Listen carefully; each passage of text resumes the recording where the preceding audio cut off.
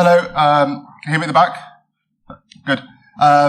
So I'm Joe Gardiner, so I'm a final year PhD student at Lancaster University, hoping to submit sometime in the next few months, if I actually manage to do some writing. I'm also the president of Lancaster University Ethical Hacking Group, LuHack. We look for sponsors, so if you want to sponsor us, come speak to me or Vic out there. I'm joining the University of Bristol in September to start looking at ICS security and IoT and the convergence of the two. You can find me on Twitter at @TheCyberJoe. And my website, I'll put the slides up for this talk on there afterwards. There's quite a lot of paper titles mentioned in here, so you can go on there and find them afterwards. So the background to this talk. So back in 2013, when I first started my PhD at Birmingham University, we had a project from the Centre for the Protection of National Infrastructure, CPNI, on their iData project. And basically, we wrote a report on malware command and control techniques and methods of detection of these, mainly focused around academic work in the field. If you want to read it, it's very long and boring. It's at c2report.org. There are some pretty infographics you can look at as well. But as part of this, I read hundreds of detection papers for command and control techniques. And pretty much every single paper I looked at used machine learning in some form in there. And the machine learning they used was very simple algorithms. It's sort of algorithms you learn in your first year, second year AI course at university. And one of the things we didn't see in any of these papers was a proper threat model that took into account the machine learning part. This is the key part of the system which makes the decision on what's bad, and they weren't really considered if anyone was actually trying to attack that. The attacker models only considered the use case they were looking at. So if they're looking at a DGA detection, the attacker model is looking at the attacker generating domain names and who they would be. So we had those papers, and that got me thinking, is this a bad thing? So I started looking into the attacks against machine learning in academia. There's quite a big field called adversarial machine learning.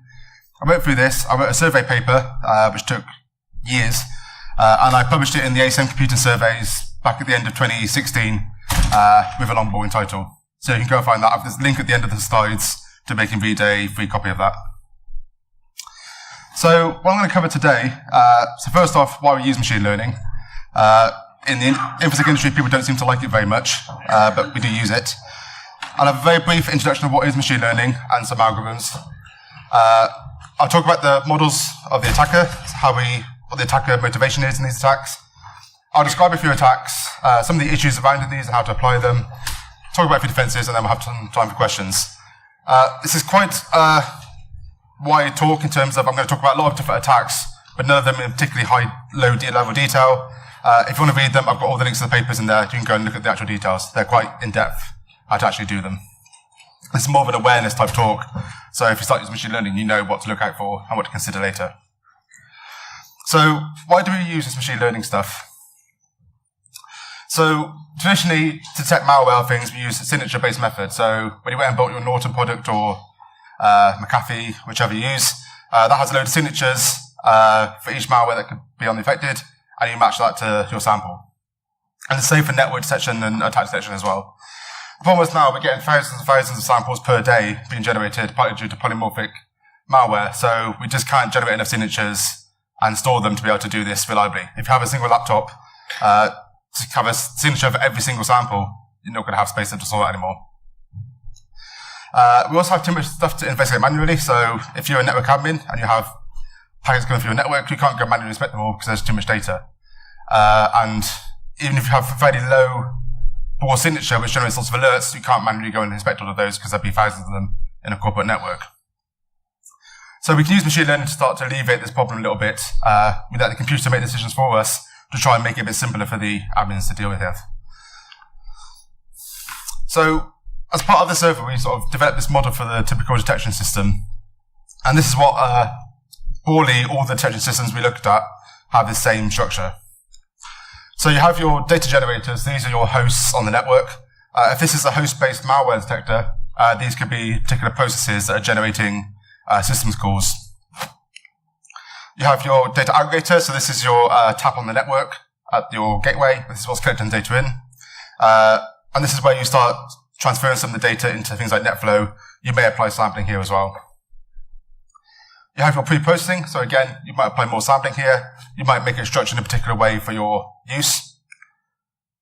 you have this optional data reduction step. So what a lot of these detection papers do is they assume you have the full data there. Then they'll apply some sort of stage to remove some of it. So for example, they use whitelisting.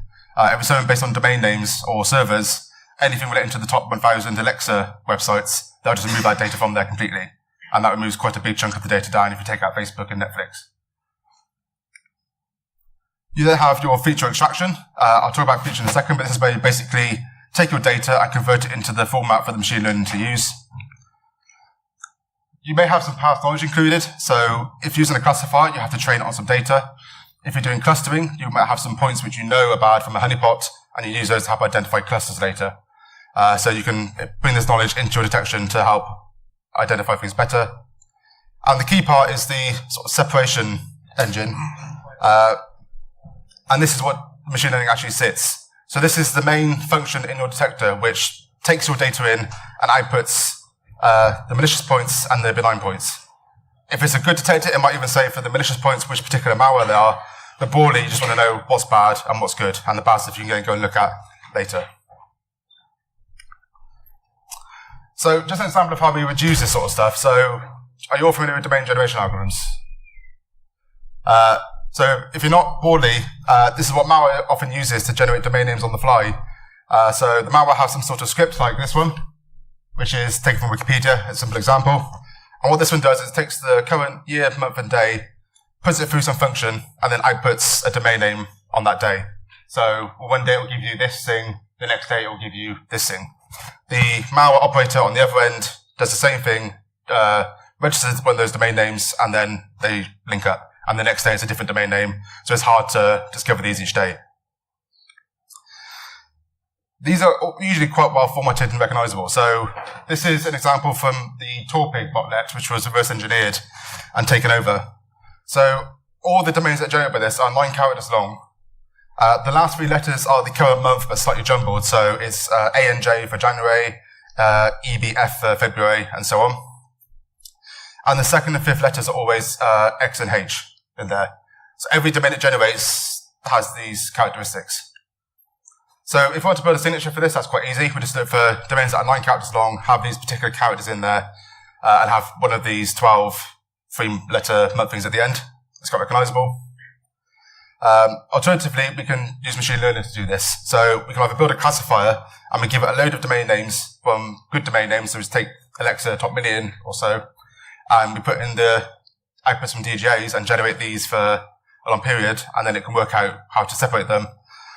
Or we use clustering, which manually just takes all the data at once and tries to separate it out into separate clusters based on the structure. So what is machine learning? So the thing I see on Twitter all the time is people say machine learning is just if statements. And broadly, yes, it is, but a little bit more intelligent than that. So machine learning is a form of artificial intelligence. And the broad goal is we take some data, we learn about it, that's the learning part, and we train a model to make decisions based on that data. So, for example, with a classifier, we take a load of training data, we build a model, and then if we give it new data, it should be able to assign it a label based on that training data. And broadly, there's 2 types, so supervised and unsupervised. Before we go into those in detail, what we'll just see a lot today is features. And these are the properties of what's been observed. So if you have your data point, you generate a set of features about that. So, for example, if you have a network packet, your features might be the source IP, destination IP, the protocol in use, the packet length, and some binary features which are, does this token exist in the packet contents? And you can have a few of these, so some systems might only use 3 or 4, others will have thousands. And this gives you a massive n-dimensional data set, and that's what you put into your machine learning, and it makes a decision by. So the first type of machine learning is supervised.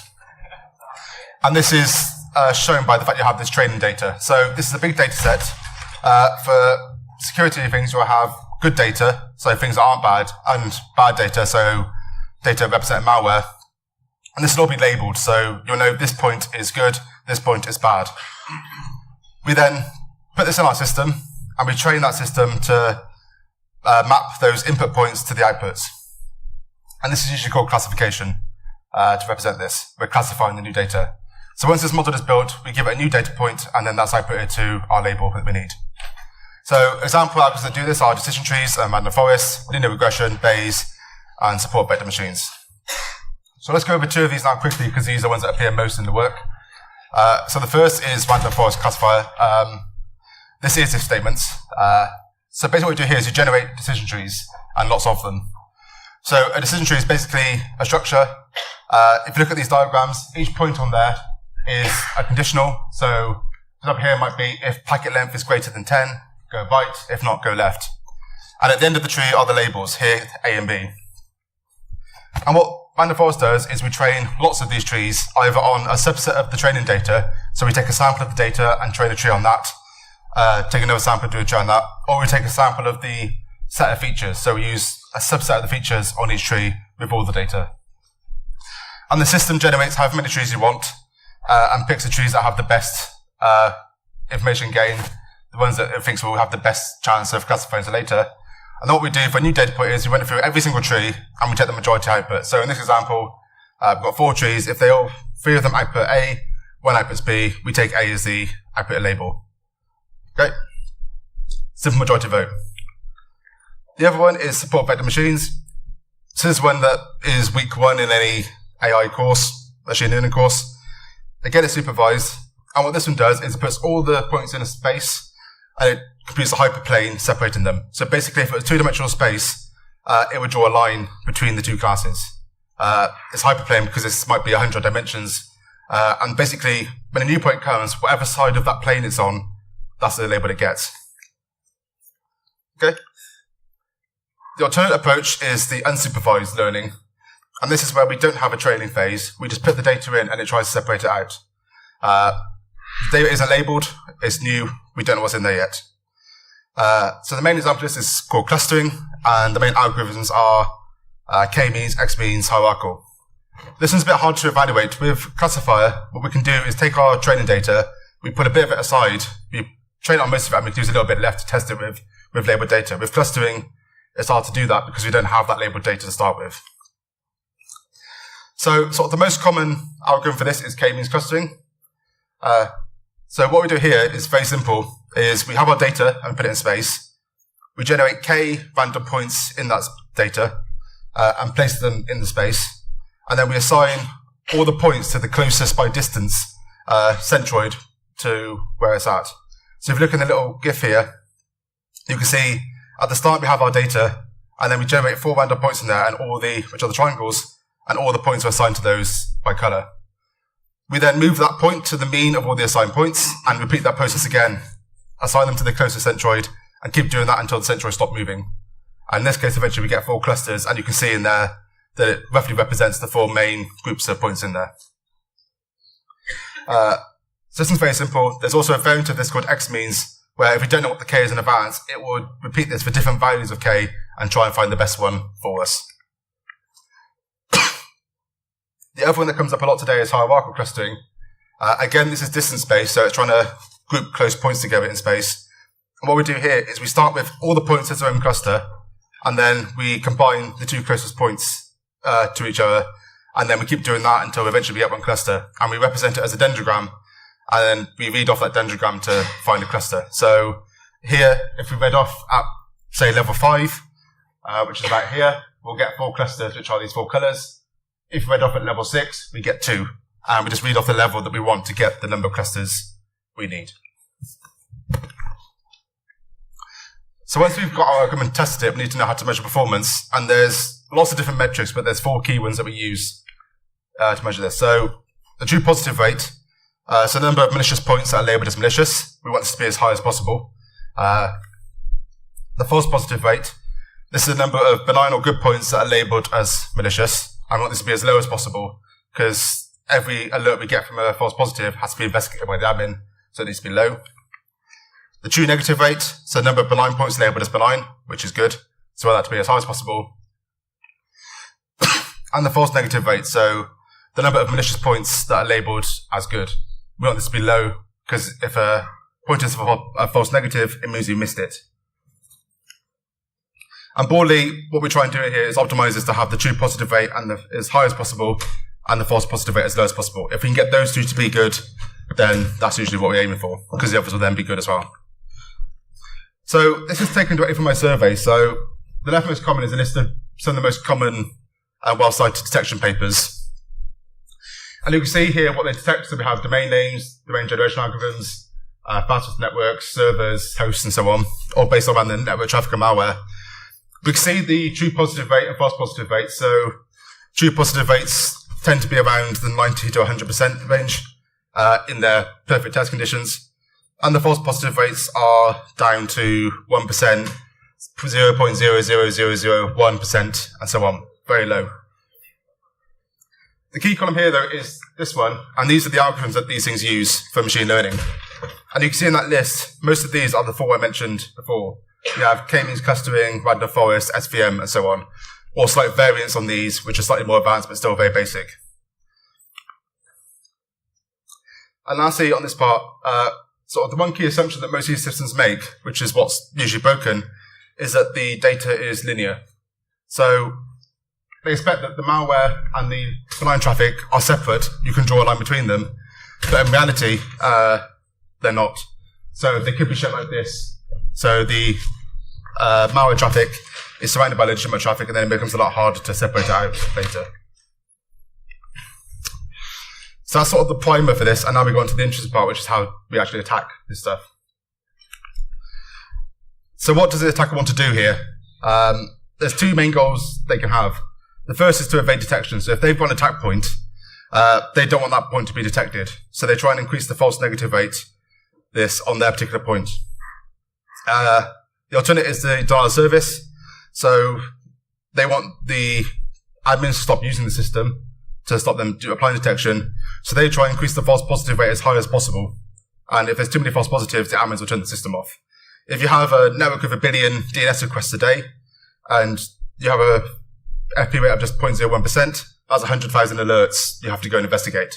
And most admins will probably just turn it off straight away if they have to investigate 100,000 alerts per day.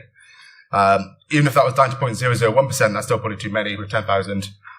We don't have to do very much to stop them using it. So there's a few different models from the literature about how to classify this stuff. This is one of the key ones I'll refer to a lot today. It's from the Bruno model. And it separates out the attacker in terms of the influence they have, the specificity of what they're doing, and the security violation they break. So the influence is causative. So here, for a classifier, they affect the training process. So they affect that training data in some way to make the actual model be wrong. Or exploratory, so they start probing the system, putting points into it, and see what comes out again with the live detection system. We have the specificity, so we have a targeted. So this is where we want to make one particular point to be classified wrong or clustered wrong. So either our point to be labeled as benign or a benign point to be labeled as malicious. If we want to attack, if I want to attack Matt's email, I'll make his emails appear as malicious. So he doesn't get them, they go into a spam folder. And we have indiscriminate, so this is where we just want to break the system. We want to target any points we can and just make them all be classified wrong. And then we have the security violation, so we have the integrity attacks. So we want attack points to be labeled as benign, increase the false negatives. And we have availability, so we increase the false positives, so the system becomes unusable, and we don't use it anymore. So one of the most important parts about this is how much does the attacker actually know about the system. So if the attacker is attacking a computer as a pen tester, they can do a netmap scan, they know what they're doing, they can attack it, they know what software's running, they know the exploits. With this, it becomes a bit harder because they don't know what machine learning is necessarily. I have an audit on my computer, I don't know what machine learning they use as part of that. They don't tell you, it's hidden. And the three main parts attacking those are the feature set, so what features are being used, which is quite useful to know what's changed. The training data set, so what went into the system in the first place, so roughly how the model is built, and the actual algorithm in use. So which, are they using k-means clustering, are they using a random forest classifier? And they have some combination of this knowledge, subsets of each. They might know half the feature set from a publication or a white paper. They might be able to estimate the training data set by, if it's a PDF detector, downloading a load of malicious PDF files off the internet and using those. And the classifier, they can probably guess by reverse engineering. If they get a copy of the software, reverse engineer it, they can work out what the classifier is itself. Or if they're here and they're lucky, they don't know anything at all, which makes it quite difficult. And then we have the attack capabilities. This is what they can actually do as part of the attack. So from BGO, how you'll name see a lot today because he's done a lot of work on this attacking front. You have the attacker influence. So are they causative or exploratory? Can they affect the training data or not? How much they can affect the class priors. So can they affect the proportion of the benign traffic to the malicious traffic? So can they add more malicious traffic into there to make the probabilities different? How much samples can be controlled in each class? So how many attack points can they control? Can they control one or two from their own, or can they control all of them? And what features can be modified, and by how much? So when you've got network traffic, some features can't be changed. So IP addresses, like source IPs or destination IPs, can be quite hard to change to keep your thing still working. Whereas someone like packet length, you can pad packets or split packets up as much as you want to make that length to be whatever you need it to be to do the attack. So this is all in the scope of classifiers, but the same basic rules apply to clustering as well. Just before we go to the attack, so some terminology you'll see a bit here. So we use the word learner to refer to the actual machine learning algorithm that's being targeted. So K means it's the learner. The production learner is the actual system that we're attacking. So this is with Norton on your laptop, or the detection system on the gateway. And the other one, which is quite important, is the surrogate learner. So most of these attacks, what you'd have to do is you build your own local version of the production system with whatever data you have available, and you practice your attacks on there. So you're not sending data out to VirusTotal every few seconds with your malware sample. You do it locally, and then you send it out to the production one for your actual attack. So the defenders will only see the last attack point, which should be successful, and you can play about and work out what to do, because some of the attacks require levels of iteration to find the best attack point. So now the interesting bit, and that's the actual attacks here now. So sort of the most famous attack, and one of the best, in my opinion, ones that are interesting, is the mimicry attack. So this is exploratory and integrity attack. So we have our system, we're not affecting training data, we're trying to attack a live one, and we're basically trying to misclassify our point. So we have a attack point we want to misclassify as benign, and we can either pick a particular benign point and make our point look like it, or just pick any random point and just try and make ourselves appear as any benign point, hence mimicry.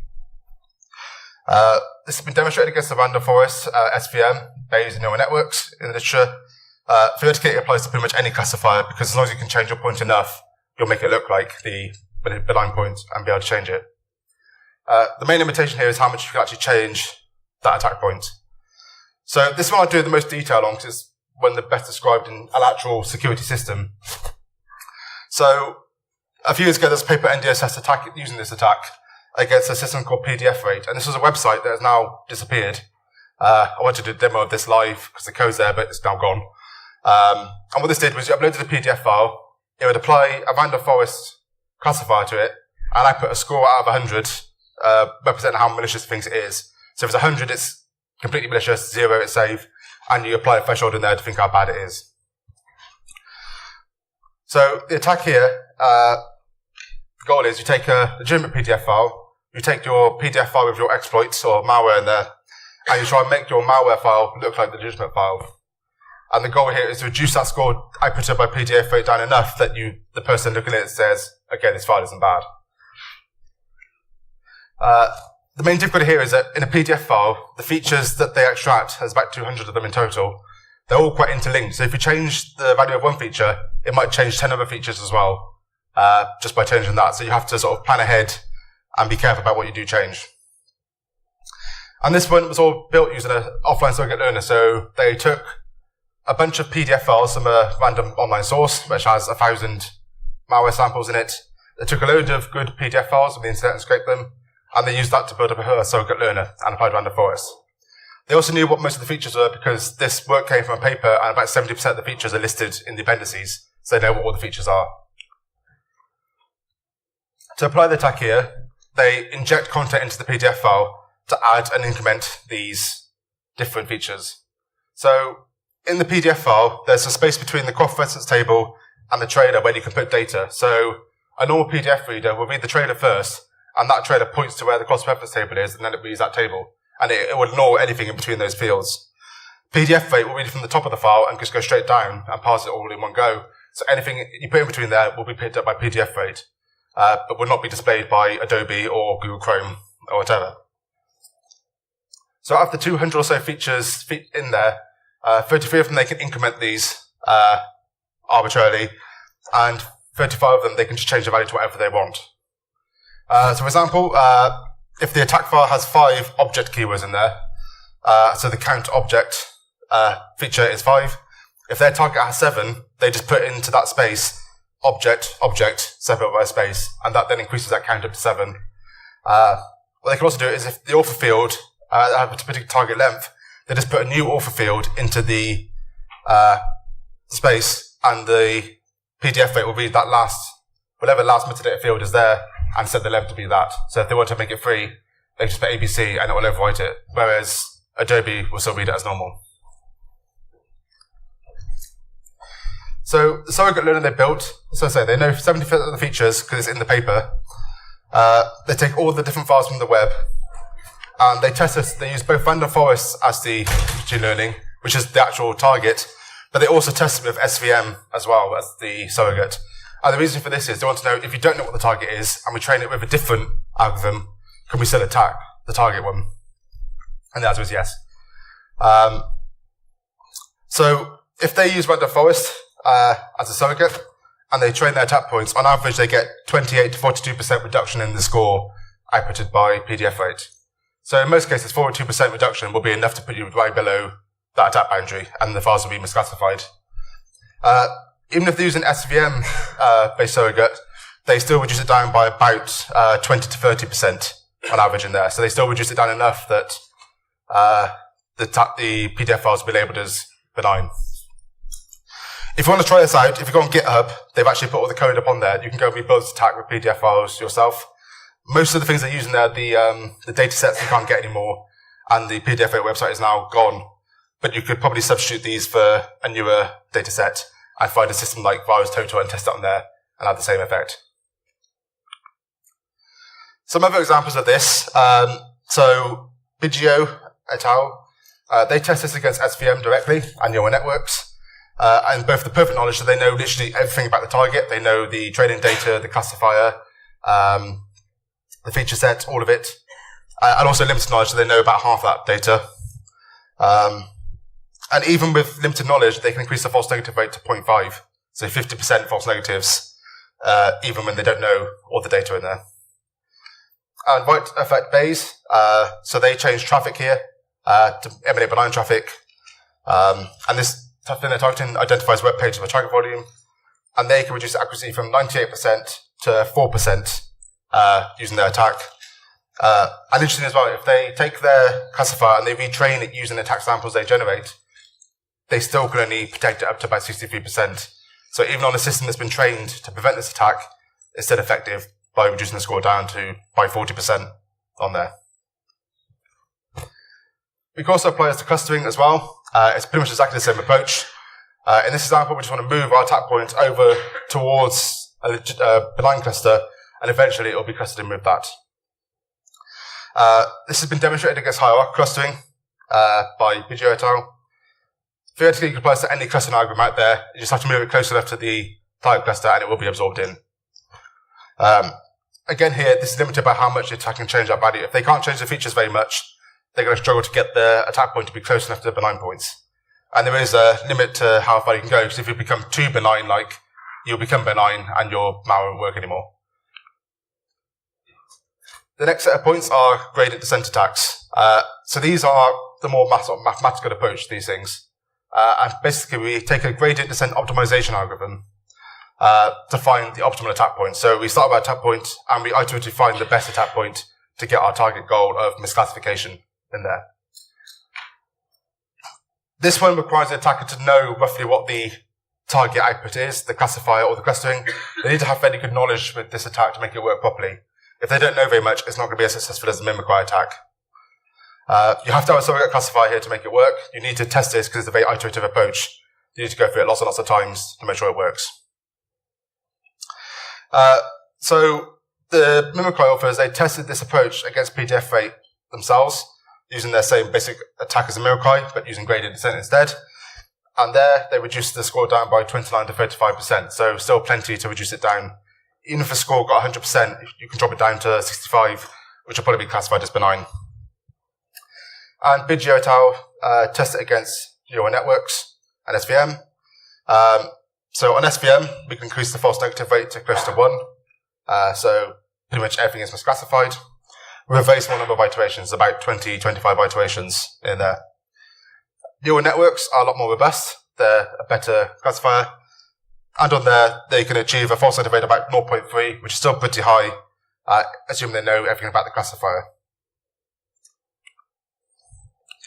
So those are attacks that happen once we already have a target to break. The next set are what we do if we can affect that training data. So we can get data in and modify how that system is learned.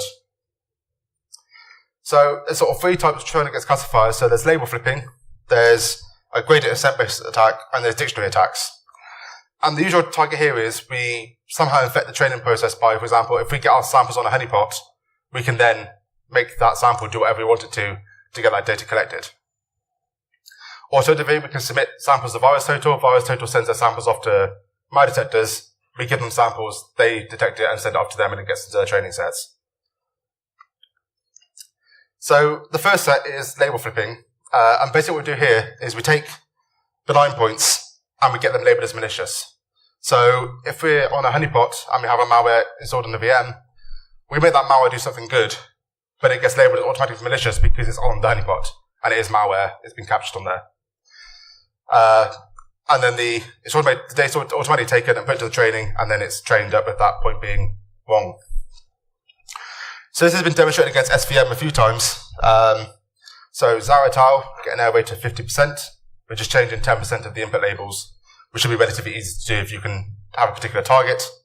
And Biggio et al. Show it against, it's effective against a robust SVM variant called LN-SVM, which has actually been designed to be more robust against label noise. So samples that have the wrong label, and it can still attack that version. So the main limitation here is how much the attacker can actually change that training set, how much data they can get in. So this is an example taken from the Zhao et al. Paper, where they have SVM with different data sets. So there's 4 different 2D data sets here, which have a straight line linear curve and a parabolic curve in there. And the black line is the hyperplane that's been generated by SVM to separate them. So if you can see in the no-flip case, in the first line it's a straight line. If we introduce random points in here, so where these points are coloured, that's where we fit the labels on them, on each side. You can see just doing it randomly didn't change it that much in there.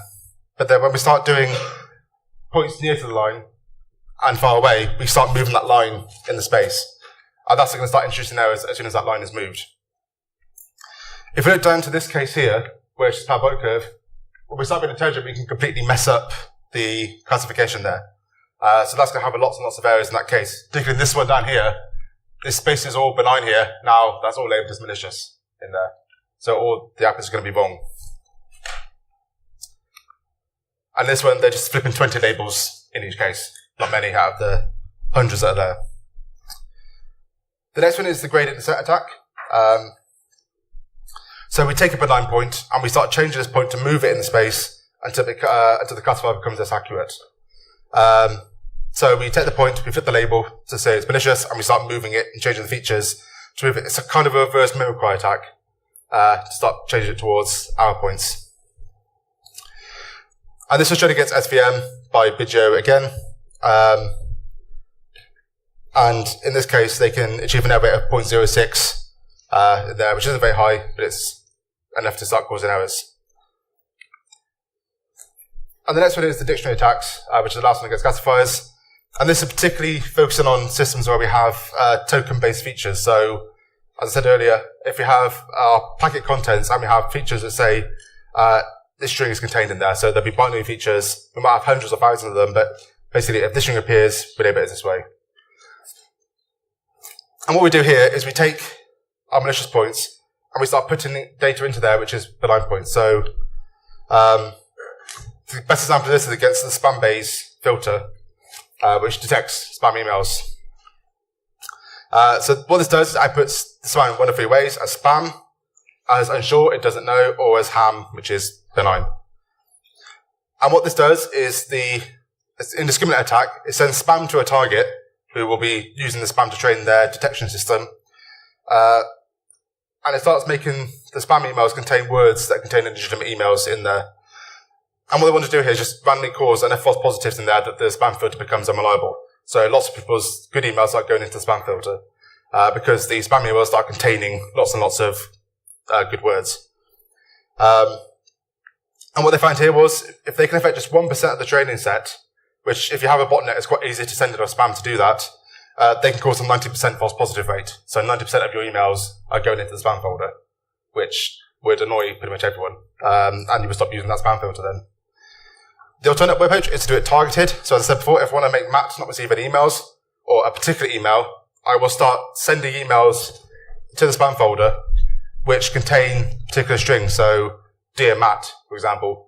If I send all my spam containing Dear Matt, it's likely any other emails I send Dear Matt will start going in the spam folder and he won't get them anymore, which he might want. But, and in a targeted case, if you know 30% of what your target email is going to be, you can achieve a 60% false positive rate. And knowing 30% of the target is relatively straightforward. If you know who the person is and what their job is, you can probably guess roughly what the email contents are going to have by their job title, what sort of things people are going to send them, and so on. So the next stage is clustering. So we can apply poison to clustering as well. We don't have the training stage here, but we can start putting data points in which start breaking the clusters. And generally what we want to do here is just make those clusters no longer represent what they originally did. So the first one is bridging attacks. And basically what we do here is if we have two clusters, we want to put points in between the two, so those clusters either merge up or split off. So two clusters could become three, two clusters could become one cluster. And if the clusters don't represent anymore, it makes it very much harder to evaluate them afterwards to find the attack points. So this has been demonstrated mainly against hierarchical clustering, but the same thing works against k-means as well. And for this one, you do need to know what the data is going to be like. So the perfect large case is best, or having a very good estimation of what the cluster can be like, because if you just put points in, if there's no cluster there, they're not going to make a merge, so you need to know what they are. So, Bidgeo et al. Again, they tested against malware. So malware takes the missed malware behavior reports, which are just flows of threads and posters, and it clusters them. They're assuming they know everything about the target, but and they choose optimization problems. So they're trying to find the optimal attack point to start causing these clusters to split. And what they do is they keep adding more and more attack points until these clusters split or merge. So it takes more than 1 point to do this because you need to start affecting the average points. But the more and more you add, eventually at some point the clusters are going to split. So if they're using hard clustering, for their example, they had 40 clusters originally. Just by affecting 2% of the training data, they can reduce this down to 5 clusters. So from 40 to 5, that's quite a big drop. That would massively affect your outputs there and be able to evaluate them afterwards. The interpapers there as well, so that was quite interesting to read. The last one is the gradient descent attack. So it's very efficient at bridging, but we're using a gradient descent optimization to find that optimal attack point there as well. And this one again was shown against hierarchical clustering. So again, perfect knowledge. They use it against 3 data sets, so a PR tools data set, which is just a random set of sample data, a very simple command and control data set, and some handwritten digits. And in all 3 cases, they can cause all the clusters to merge up into one by doing this attack. And also, this requires quite a lot of iterations. There's 200 or 300 iterations per attack point that need to be done, so it takes quite a long time to generate them. They have an optimization with estimation, which can reduce that space down. So that's all the attacks we're discussing today. That's broadly how all the different attacks are modeled. There's different variants of them, but those are the main types. So now the issues surrounding these.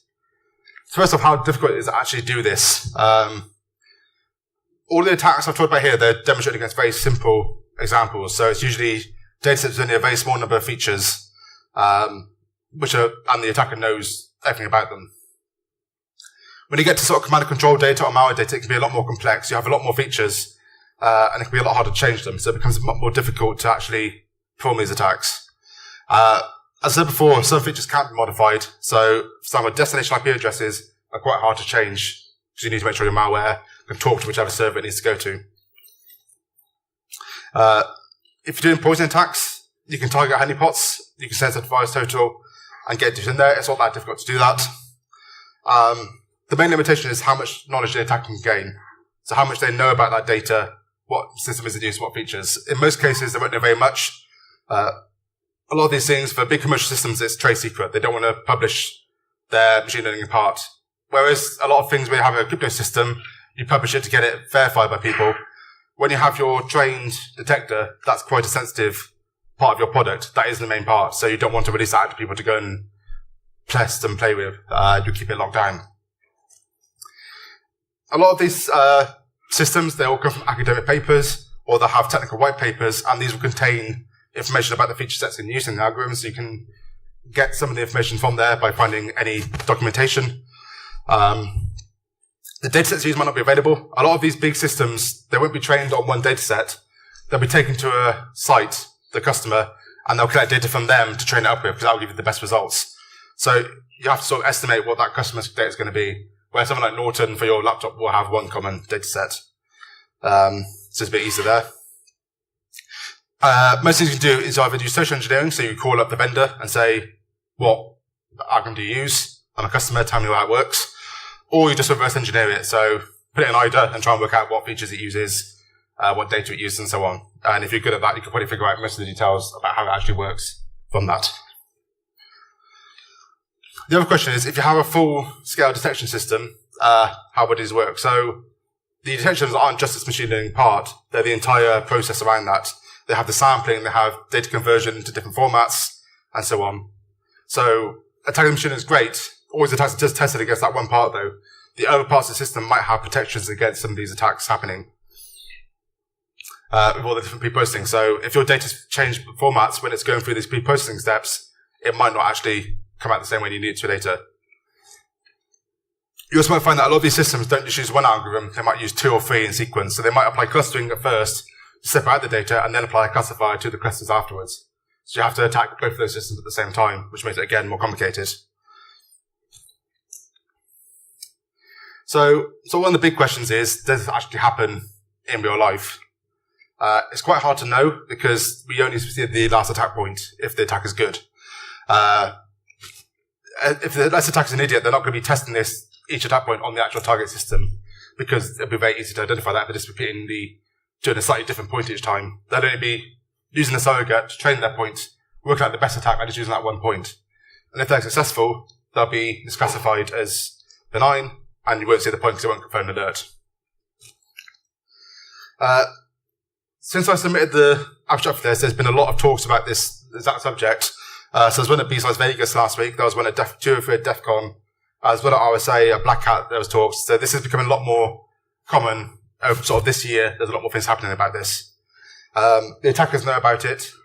The sort of APT level attackers are almost certainly probably doing this already, because these papers have been out for 4 or 5 years now. They know about them, they'll be doing them. And lastly, so how can we defend against this? So we've broken it, how do we fix it?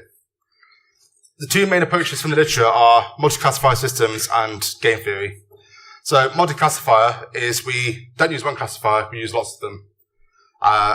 In simple case, we take one classifier and we train it on different subsets of the training data, different feature sets. So there's not one target you have to break, there's lots. This is kind of how Random Forest does it already, so it's not the most effective way, but it can help a bit. The alternative is you just use different classifiers. So you use SVM and Random Forest and another one at the same time, and then you have 3 different systems to target, and hopefully one of them will classify the point in the right way. The other one, the slightly more interesting one, is the game theoretical approach. So we know the attacks are, we estimate what the attack's going to do, and we take our attack points that we have, the actual data, and we work out what the machine learning attack points are going to be. So we try and estimate the attacker's game plan and work out what they're going to do. This works well as long as the attacker's actually playing the right game for us. If they're not playing the game, then it doesn't work as well. And they are attackers, so they're probably not going to play it. But these can go some way in helping to prevent these attacks happening. The defense papers, the adversarial machine learning algorithms you see out there, they have some limitations. The evaluation they have is against very simple attacks. Only singular attacks. They take one of these attacks I've discussed, mimicry attack, and they test it against that one, but not others. And pretty much every paper I've read on skim machine learning uses the spam email filter example use case. in pretty much all of them for some reason. I think it's because it's quite an easy one to get data for, but that's what they all use. They're not testing it in other scenarios as well, and spam's quite an easy one because it's straightforward data. Like I said, the game vertical approach, they rely on the attacker playing the game. If the attacker changes what they're doing, we don't know, we use this again. So there's lots of these secure machine learning out there, but why don't people use them? So the main one is lack of awareness, so people don't know about them. If you don't read up on this stuff, you don't know what they are. You just use what you learned in your year 2 machine learning course, so use K-means or SVM. Ease of access. If you have the K-means or SVM, you can find literally millions of implementations of these in every single language for every type of data you want. There's software to do it, there's libraries to do it. It's easy. The secure ones, not so much. There's very few implementations of them that are easy. And if you need it for your particular data, you might have to go and modify it in some way, which is too much effort. You don't want to do it. A lot of these systems have a reduced performance in the normal case, so the true positive, false positive rates are changed. And they're less attractive. So they're more robust against attacks, but in the normal case, they don't work quite as well. So the headline figures of the TP rate being 98% is reduced to 90%, and people don't want to use them because one sounds better than the other. And one big one we found was there's not really any good metrics for these machine learning algorithms. So if you test them in pure performance, you have your true positive rate, false positive rate, precision, recall, accuracy, and so on. Lots and lots of different metrics you can use to evaluate how good they are in performance. Whereas for security, there aren't really any that make it that simple. There's no like headline number. Okay, it's 98% effective. You don't have that because there's different attackers. They have different levels of attacker, how much they can do. So it's very hard to come up with a model. We did think about how to do it, and we couldn't come up with anything. We need somebody smarter than us to do this. If we go find these, that make life a lot easier for picking these out later. So last slide. So what you should take away from this? Machine learning is good. It can work for you if you do it, but only if you do it properly. If you just stick in SVM or K-means into your system to add machine learning because machine learning is the cool buzzword at the moment, you're probably going to make things worse. When you're making your threat model for whatever you're doing, incorporate the attacks against machine learning into there. I said, all the detection papers I looked at, none of them had the machine learning component as part of that threat model. They are now starting to do it after the last few years when more of these sort of surveys and attack papers are coming out. But for most of the ones I've read up till 2015, very, very few had machine learning in the attack model. And if you're going to use machine learning, try and use them in the more secure variants. So try and find implementation of them. A lot of them do have basic implementations in libraries. You can use them and try and use them. They'll be your best. So, questions? Yeah. So you mentioned that there's no comparative metric for this. Those are things like mock curves, mock spaces? So it's asking if I looked at mock curves, mock spaces, and the metrics. Not really, no. But it's quite difficult to represent a single value because the attacker model can change so much based on how much they can do. It's quite hard to have any sort of singular value or curve to represent this because there's so many variant ways they can change what they can change. Because the block curve was assigned to treat different data points. So it originates in radar. So it was start to trace different data points based on the receiver and actually operate them. And it gave a really good way of measuring the way in which they respond to different situations. So it might be something which might be useful in terms of, if not all of them, maybe finding something. Yeah. The main difficulty is just knowing what the attack's going to do beforehand, because whatever mod you do, you need to have points for each attacker variant, and that's quite high-dimensional data already, trying to consider different attacks and how much they can do. Any more questions for Joe? No? Awesome. Thanks very much. Give it up to Joe Gardiner.